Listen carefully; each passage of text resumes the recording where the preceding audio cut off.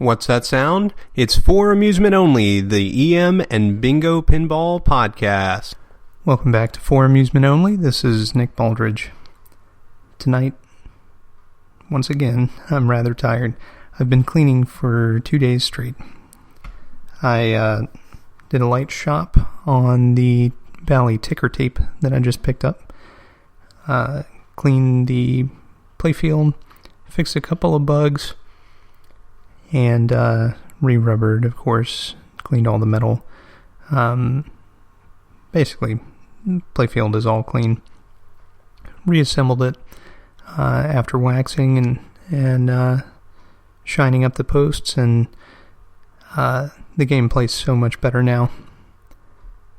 It's still quite fun, and I've discovered a couple other bugs and interesting things that are going on. However, I don't have any paperwork for it, and I prefer not to read on a screen when I'm working on a game. I prefer paper schematics. So I gotta track some of those down, but that shouldn't be too difficult.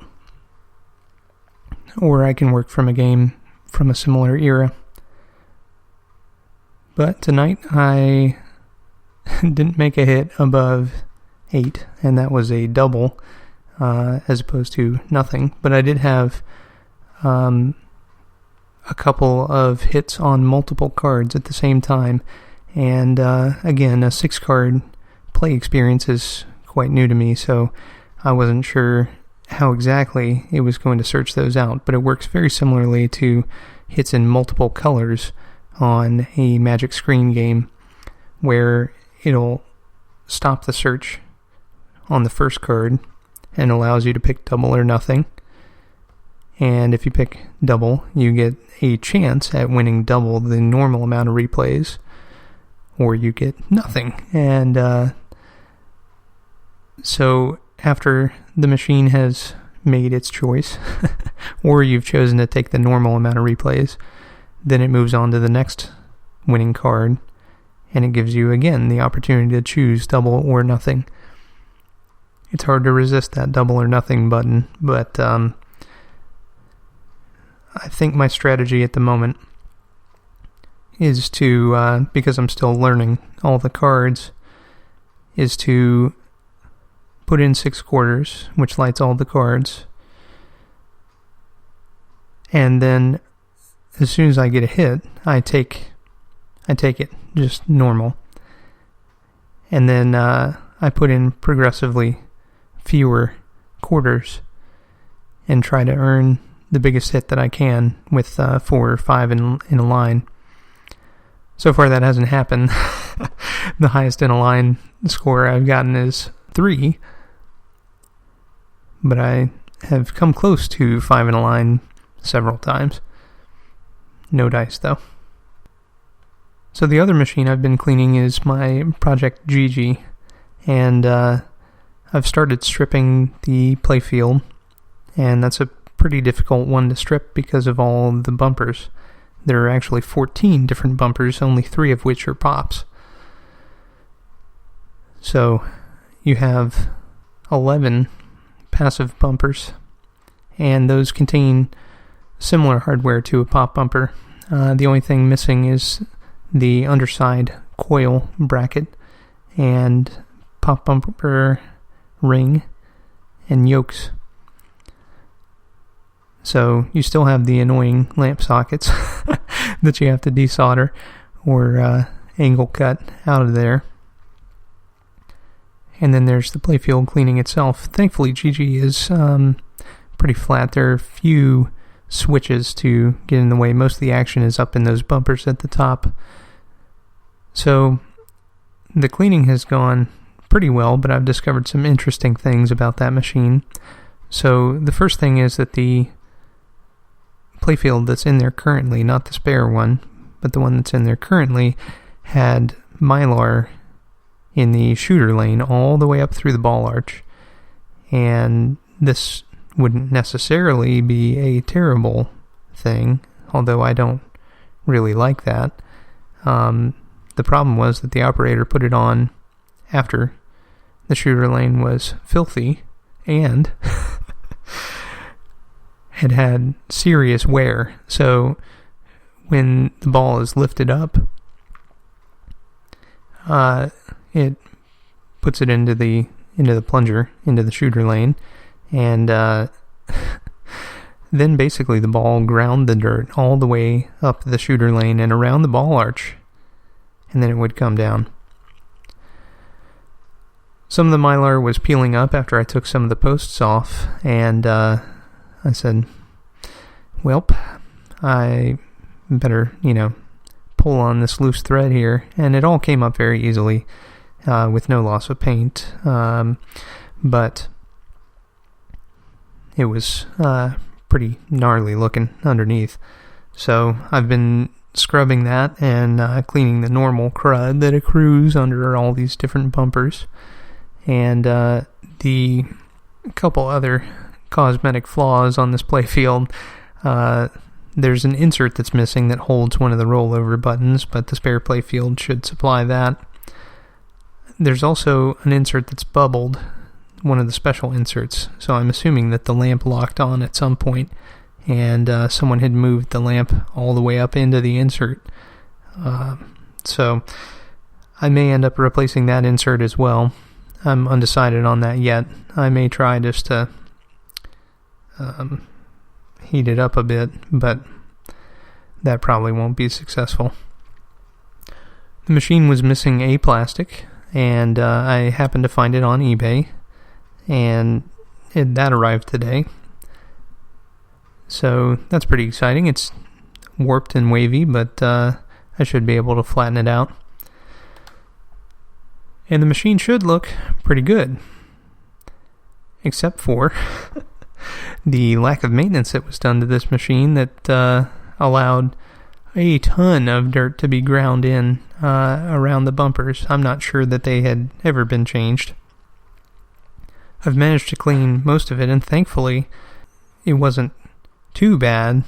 Most of the spots, of course, are under the bumpers, and so they're not going to be visible while you're playing it, but that's just one of those exciting things. So now I'm contemplating if I want to do a playfield swap. The spare playfield is in much better shape to start with. It has much nicer shooter lane and so forth. However, it's got some interesting damage to it. I'm not sure if it's graffiti or what exactly. It could be that playfield glass broke or something and carved a little bit of the playfield up near the lovely beach lady.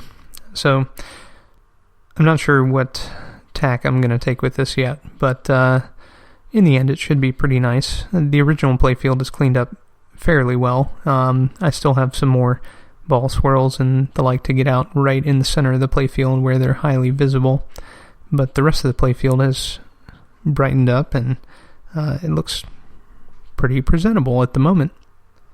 Back to ticker tape. The main gameplay mechanic, which I kind of breezed over, is that there are 6 different bingo cards on the back glass. 1 is lit per coin that's inserted, and there are extra features which are lit at random intervals.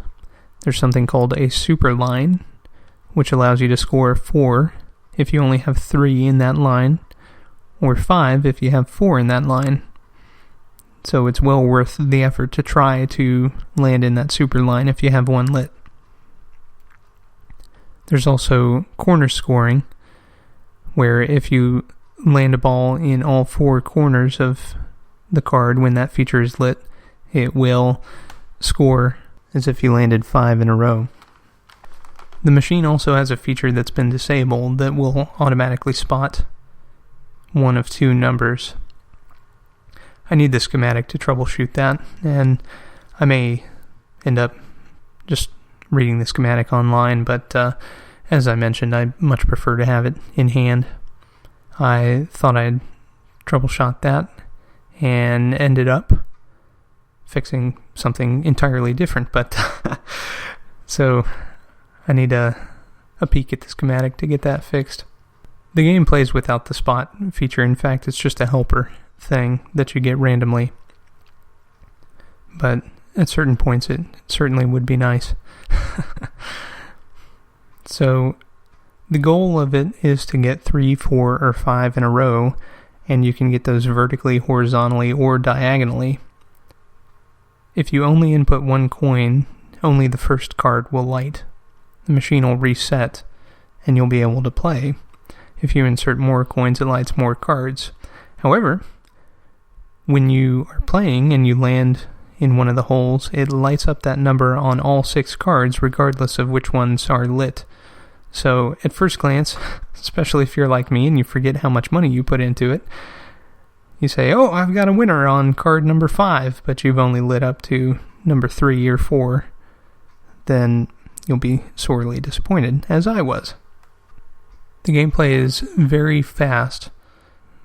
There are only 5 balls, no chance for extra ball, so you have to plan your shots fairly quickly and fairly well. The nice thing is if you dump in 6 coins a time, then you're much more likely to get a winning combination. However, you only win back 4 if you get 3 in a row. So you need to really try for 4 in a row or 5 in a row if you can.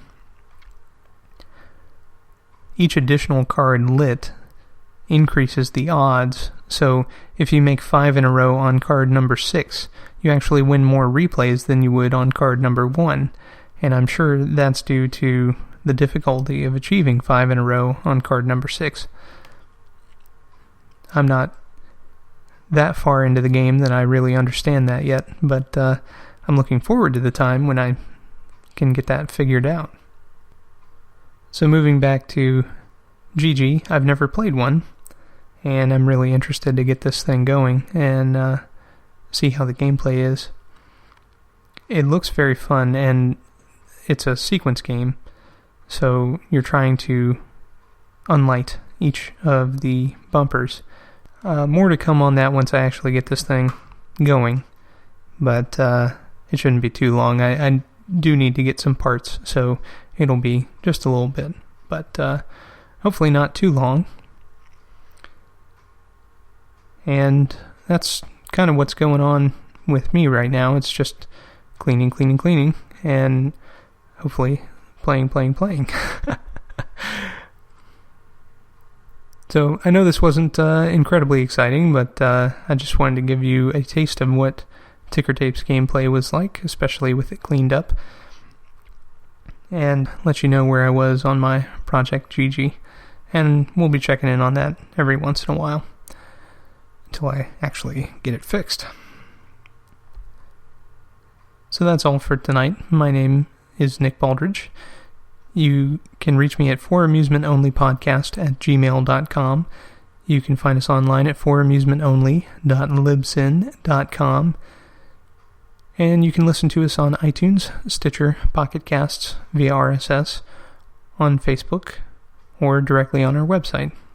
Thanks very much for listening, and I'll talk to you next time.